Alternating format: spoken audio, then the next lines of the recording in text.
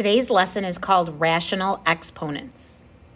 We are going to be looking at exponents and radicals today and answering the question, what is the connection? So I want you to complete the following questions in your groups. Now you are watching this video, so you are not able to work with groups. You're going to do this individually.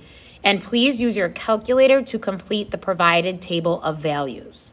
So you're going to see two graphs. Each have two equations. You will graph the same equations on the same grid, so you'll have two things.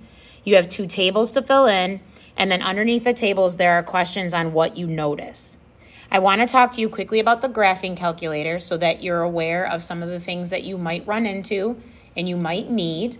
So please take out your graphing calculator. I am going to use a version of it on my iPad. I'll do the best I can to kind of point out those buttons to you, and you can follow along on your graphing calculator. You are going to start out by going to the Y equals button in the top left corner. That will get you to the area where you can type equations that you need to enter. Now, the square root symbol is on the keys. It's above the x squared using second. However, at some point you will be asked to do the cube root symbol, and I want to point out to you that that is under the math function, so math. And then if you go either down with your arrows or pick the number that you want, and you pick number 4, it will put the cube root right in the position for you, okay? Another one that you will have to use is a fraction in the exponent position. So I want to talk about how you will do that, okay? So if you're going to use a fraction in the exponent position, first we'll have to start out with our variable. So we get our variable by going to the key right to the right of alpha. If I hit that button, it gives me an x. Now, if I need an exponent, if it's squared, I can use the x squared key. If it's not squared, I have to use the caret function, which should be for you right above division. Okay, right above division. That will put me in the exponent position. And then when I want to enter a fraction, I'm going to hit alpha and y equals, and that will give me this pop-up menu at the bottom. Mine looks slightly different because I don't have the numbers, but you should have numbers 1, 2, 3, and 4 for the different types of fractions. We are going to pick number 1 for a fraction, and you can see it makes it create a fraction on your screen. Now, if I want to type in something like 1/2, I can do 1, use my down arrow to get the denominator, and hit 2. Now, whenever you are graphing these lines, I want you to get in a good habit of not hitting graph at all. I want you to hit zoom, and then choose option 6, which is your standard window from -10 to 10. And when you do that, a picture of the graph will pop up. It is hard to determine the exact points from these graphs, so that's why we have our tables. And you get to table by hitting second graph, and that will take you to a table of values that you can refer to. So at this point, would you please pause the video and complete the two graphs, answer the questions, and then when you're ready, you can resume the video and go over the answers with me. Okay, let's take a look at the first set of graphs. We're going to look at y equals x to the 1/2 and y equals the square root of x. So we're going to start with y equals x to the 1/2 power, and your table of values should have read 0, 0, 1, 1, 4, 2, and 9, 3. So when we graph these, here's 0, 0, 1, 1, 4, 2, and 9, 3 should look familiar to what we saw on the calculator. You should be connecting them from that value and to the right, and we'll talk about in a minute why I don't have anything to the left of the y-axis. So again, this is your x-axis, this is your y-axis. And we are going to label that with y equals x to the 1/2 power. Then we're going to complete y equals the square root of x. So that is 0, 0, 1, 1, 4, 2, and 9, 3. And so when we graph that, it ends up laying right on top of the graph we already created. So I'm going to label this with y equals the square root of x. So hopefully what you noticed is they create the same graph.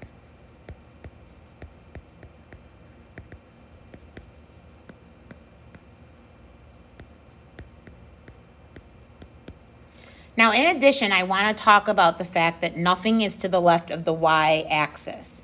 And we're going to talk about that by going back to our calculator and looking at our table. If you see where the pink box is, you notice that is 0, 0, and as the values increase, we still have numbers. It's just that we have some ugly kind of decimal numbers in between, and I've had you write down the numbers that were more easy to graph. But if you look at -1 and below, you're going to see a bunch of error messages. So let's take a look as to why that's happening.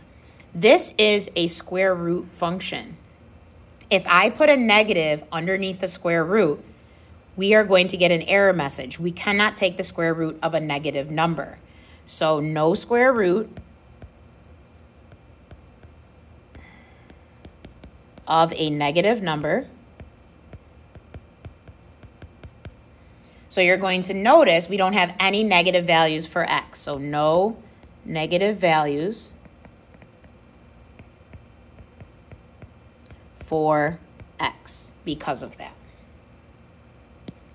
Now for y equals x to the 1/3 power, you should have had -8, -2, -1, -1, 0, 0, 1, 1, and 8, 2. So we'll go ahead and plot those points. -8, -2, -1, -1, 0, 0, 1, 1, and 8, 2. So we end up with this snake-like curve. And we're going to label that with y equals x to the 1/3. Then, y equals the cube root of x. You should have -8, -2, -1, -1, 0, 0, 1, 1, 8, 2. So just like in the previous graph, we end up with a graph that falls right on top of our original. Or our first one, I should say, y equals the cube root of x. And again, for our answer to what do we notice about these graphs, they create the same graph. So now let's get into our key concept as to why this is happening. Writing something with a radical and writing something with an exponent that is a fraction are similar to each other. They mean the same thing. So when you're looking at this diagram, okay, whatever number is in the top of the fraction in the exponent position is the same number that should be on the x underneath the radical symbol. The number that's in the denominator should be the same exact number that goes outside as the root of your radical. So the cube root, the 4th root, the 5th root, the square root.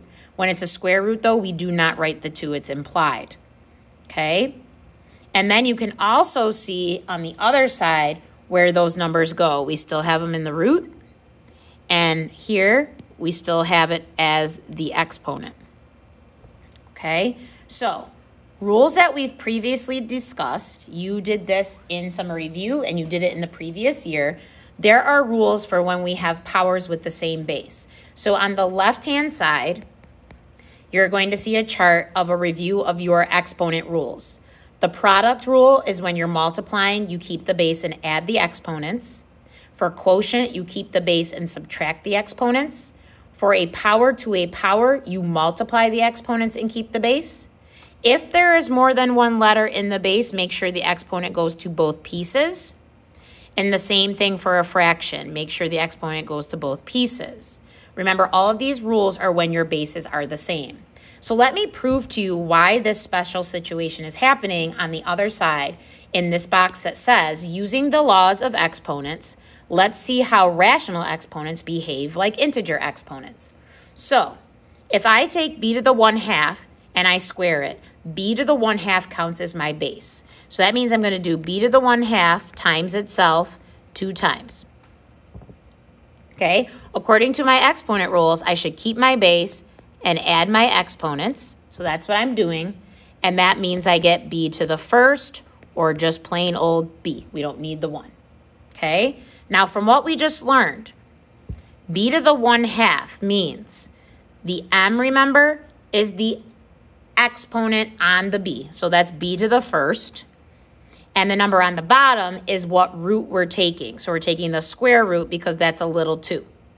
So b to the 1/2 is the same thing as the square root of b. This is the square root of b. And what happens when you take a square root and times it by itself? We've talked about this. That means the square root symbol is eliminated because what you're getting is the square root of b squared, which is just b.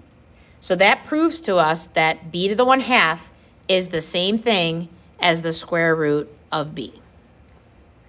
Okay, so now let's go through some examples of how we can transfer back and forth between the different types. So in example 1, we're going to write the expressions in radical form, or we're going to write each radical in exponential form. Okay, so if I have 25 to the 1/2 power, remember the number on top is the exponent on the number underneath the radical. So that would be 25 to the first, but when it's a 1, we don't need to write it. The bottom number is what root we're taking. So if it's a 2, that means we're taking the square root. So 25 to the 1/2 is the same thing as the square root of 25. If we look at example 2, that is the square root symbol, which means there's really a little 2 out here, but we don't need to write it when it's a 2. So that tells me I'm going to take 18 and put it to a fraction. It's the square root, so a 2 goes on the bottom, and on the inside, the exponent on 18 is a 1, so the 1 goes here. So the square root of 18 is the same thing as 18 to the 1/2 power. Now, when we look at number 3, it's very similar to number 1, except for we have a 5 in front. There are no parentheses, so that means the 1/2 only belongs to the x. So the 5 will stay where it is, and x to the 1/2 is the same thing as the square root of x. In number 4, the 8 and the p are underneath the radical. So when we go to write it in exponential form, we have to keep the 8 and the p together in a set of parentheses. And since it's a square root symbol, I know my exponent is 1/2. Okay? Now let's take a look at example 2. Write each expression as a radical and then simplify it. So we're actually going to simplify our expressions when we're done. And I'll talk to you again on the calculator about what to do for certain roots. So 125 to the 1/3 power means we're going to take the cube root of 125. So that means what number times itself 3 times gives you 125? That answer is 5. Now if we want to use our calculator, remember, we would go to the math key. We would pick option 4, because that's cube root, and we would enter 125, and that's how we're getting an answer of 5. Okay, let's look at number 2. Number 2 says 1,296 to the 1/4 power. That means we're taking the 4th root of 1,296. Now let's go back to our calculator. If we go to math, you're going to see there's no 4th root option, but what you do have an option for is what you see in number 5. There's a little n in that position. That means we can pick any root we want. All right, let's find out what the 4th root is. So we are going to hit math. We are going to pick choice 5. And you'll see there's a little blinking cursor there that's going to allow us to then hit a 4 and enter that number.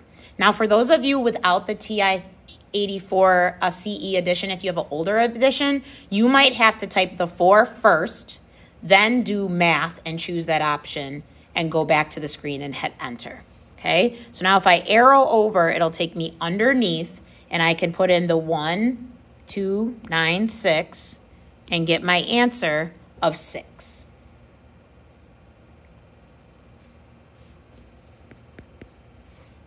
Okay, in number 3, 256 to the 1/2 power means we would take the square root of 256.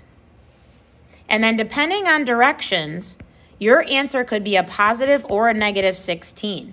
Okay, most of the time they ask you for the positive square root, but technically negative 16 times negative 16 is 256 as well. Okay, and our last one, 27 to the 1/3 power, wants the cube root of 27. So what number times itself 3 times gives you 27? That's 3. And that concludes our lesson on rational exponents.